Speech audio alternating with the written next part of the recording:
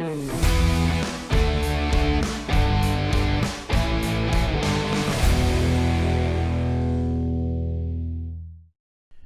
everyone, and welcome to what is likely to be the last edition of the 2023 Clips of the Week for the Oregon High School football season.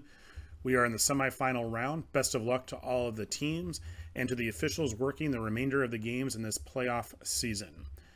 As we head into the semifinal round, we want to take a look at a few different types of plays, and I will spare you a scrimmage kick play this week. The first rule that we want to look at is continued focus on hits against a defenseless receiver.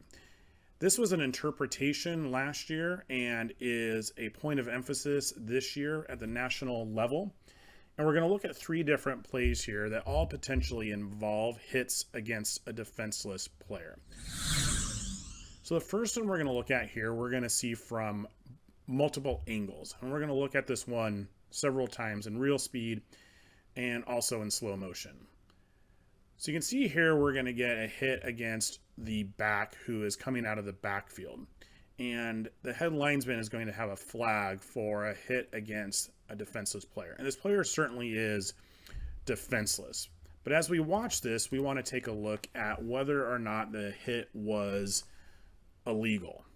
So we'll take a look one more time from this angle, and then we're going to go ahead and take a look from the other angle. And this film's a little bit fuzzy, but we want to take a look from this angle here and ask ourselves if this is an illegal hit.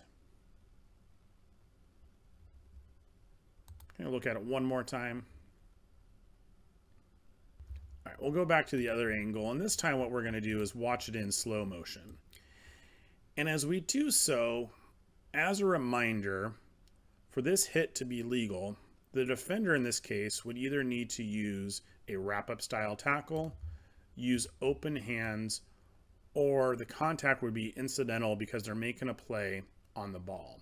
And as we can see here, there is certainly a wrap-up style tackle involved. The defender actually ends up on their back. They absorb more of this blow than the offensive player actually gets. The defender really isn't moving towards the offensive player when contact occurs. And we will notice there is some helmet-to-helmet contact. But this is one of those situations in a football game where that happens. But there was no launch. There was no dip of the helmet. The helmets did contact, but we don't have a foul here. So the head linesman does have a flag, but the crew gets together. They talk it through, and they end up picking up the flag and waving it off, which is the right call per our state rules interpreter. Now on this play, we're going to get a hit just past the 30-yard line on a defensive player. And this crew, when debriefing the game, said that they felt like this was a hit by the defender as they were trying to make a play on the ball. So they had a conversation about it, but as we see here, this is clearly not the case.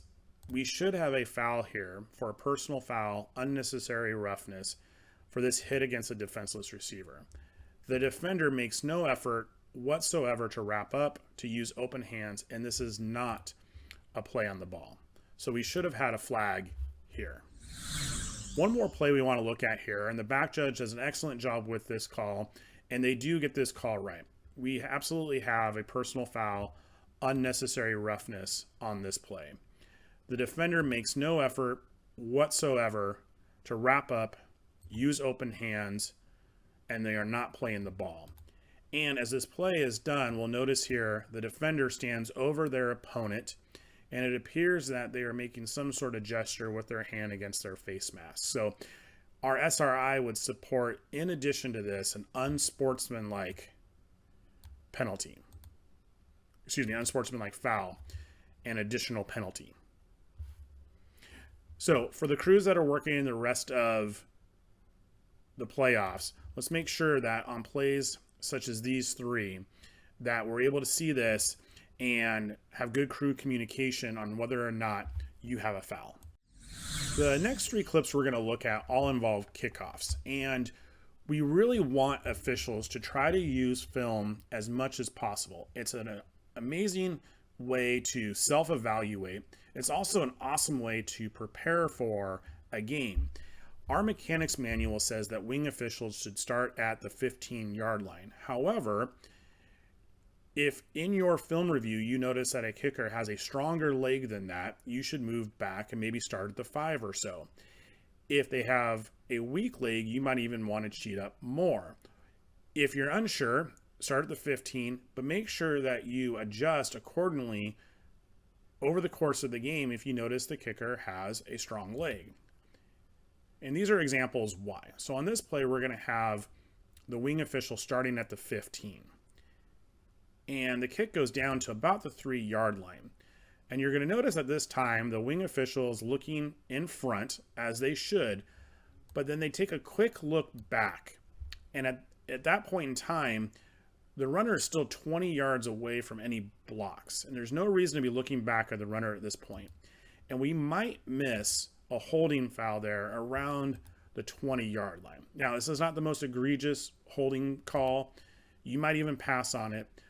But the fact remains that when the wing official looked back, they missed this contact. Now, had they been deeper, if they had been back to the goal line or the 5-yard line, they'd be able to look forward at the oncoming blocks without having to take their eyes off of them, because the runner would eventually get into their frame of vision. So this is a good example of where we can be out of position by being too far forward into the field of play. So if you have a kicker that has a strong leg, we definitely recommend that you start further back. The crew on this kickoff noticed that in their film study, and they had the wing official starting deeper. And we can see here the referee is in good position on the goal line, and the wing official's inside the 5. And the returner actually muffs it, and now the goal line is threatened. And we have officials that are close to being in good position here. Now, the referee feels threatened, and they back up into the end zone. And if that's the case, we'd like to see that wing official get back to the goal line. They actually start to move forward, and that goal line is threatened. Now, both officials rule the returner out of the end zone. They both have their arm up. Just a reminder, this is a kickoff. We'd be killing the clock after this play, so we'd rather see you kill the clock. But we do agree that we don't want any cheap turnovers or scores, and so we believe that this is the right call. However, we want to make sure that we have at least one official that stays on the goal line. Think of it like reverse goal line mechanics. We'd want someone on that goal line until the goal line is no longer threatened. But excellent job by this crew, noticing on their film work ahead of time as they prep for the game that this kicker had a strong leg. On this play, we're going to notice that the wing official is on the 15-yard line. And while not primary, they're not able to be in a good position to help the referee notice this missed invalid fair catch signal. So again, if we watch that highlighted player, they have an invalid fair catch signal. And this play should have been blown dead at the 11-yard line. But notice that even before the returner possesses the ball, our wing official on the far side is moving forward from the 15, and that they're going to be at the 18. That's well in advance of the returner. Better to be even or deeper than them so you can look through the returner at oncoming blocks. That allows you to see those blocks more closely while also being able to eventually take over responsibility for that returner. So if you have a game coming up, we'd strongly encourage you to review film. And one of the things that you can definitely look for is the strength of the kicker. This next clip is regarding back judge mechanics. And one thing that we've seen on film is that back judges are spotting the ball probably more than they need to be. A center judge is primary to spot the ball, and this is specifically for crews using the center judge position. Back judges absolutely can spot the ball, but should be on longer plays. If a team is using a hurry up offense, and the team on offense here does use a little bit of a version of a hurry up, it's important that the center judge is spotting the ball as much as possible, because the back judge has 20 yards to move to get into position, whereas the center judge has 10 to 12. And we're going to have the line of scrimmage here about the 10 or 11 yard line, in which case the back judge needs to get to the end line. And so what you're going to see here is that they're not anywhere close to position when the ball is snapped. In fact, stop about a yard into the end zone. They need to be on the end line. Wings would have goal line responsibility in a situation like this. And what we're going to see here is a pass towards the back of the end zone, and our back judge is not in position to rule on the end line. Now, as the player comes to the ground, we're going to see a very quick signal here from the back judge. There is absolutely no need to hurry or rush a touchdown signal. Make sure the ball hasn't popped out when they hit the ground, and also take a moment to confer with your wing official that they didn't see anything that would negate your touchdown call. So just a reminder to back judges, if the ball is snapped from the 11 and in, you start on the end line, and that is your responsibility. You no longer have goal line responsibility. And just take a moment to pause to make sure of the catch, and take a moment to confer with your wing partner before signaling. Well, that is it for this week's Clips of the Week, and in fact might be our last episode of the year since the season is winding down. If that's the case, I do want to take a moment to thank several people. First off, I want to thank Chris Cadell and Matt Rosenberg of the Portland Football Officials Association, who were instrumental in the production of these videos. These are a lot better than last year, and that's thanks to these two gentlemen who do all of the technical production around graphics and audio. Thank you, Chris and Matt, for all of your hard work during the season. This started off as a Portland Football Officials Association product, but quickly became an OSAA product throughout the year. I want to thank Oregon State Rules Interpreter Kevin Hatfield for all of his help throughout the year, to the State Mechanics Committee, chaired by Kurt Renstrom, and for the Mechanics Manual gentlemen that wrote it, Jim Gregory and Steve Westerberg. The three of those folks were helpful throughout the year.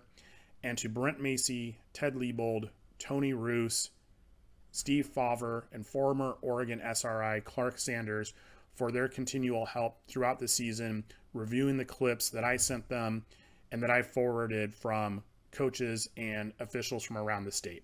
Thank you all for your help. This is a labor of love. Best of luck to the teams that are still playing and to all the officials still working games. This is Tony Fox of the PFOA signing off for the 2023 season. We'll see you next year.